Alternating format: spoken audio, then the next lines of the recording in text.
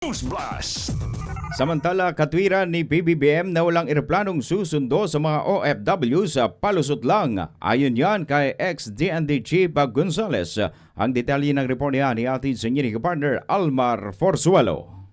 Ito ay isang napakalubhang emergency. Hindi katanggap-tanggap para kay dating Defense Chief Secretary Norberto Gonzales ang katwiran ng pamahalaan na mahirap magpababa ng eroplano sa mga lugar na may giyera sa Middle East.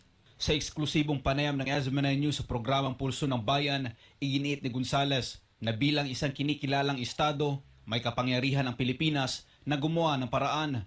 Hindi natin pwedeng sabihin na hindi pwede. Yung mga, alam mo, gobyerno ka eh.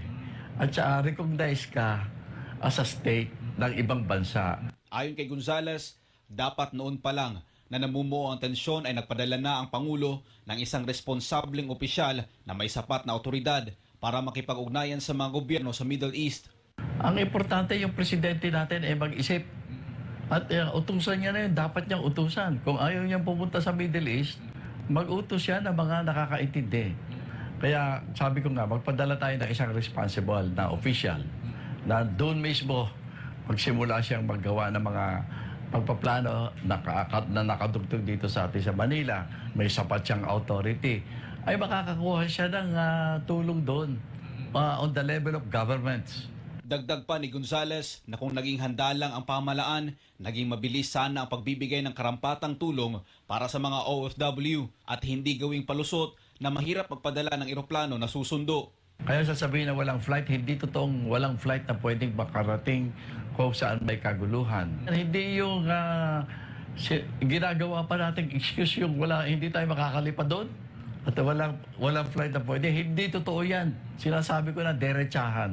Hindi totoo na hindi tayo pwedeng magpadala ng eroplano o sumakay sa mga eroplano na nandoon. Hindi totoo yan. Bukod sa logistics, ipinagtataka rin ng dating kalihim kung bakit tila walang nakahandang emergency fund ang ating mga embahada para sa ganitong krisis. Payo ni Gonzales kay Pangulong Ferdinand Marcos Jr. kung talagang gustong tumulong, ilabas ang bilyon-bilyong confidential at intelligence funds nito. Nakakapagtaka na nagkagulo tayong bigla eh.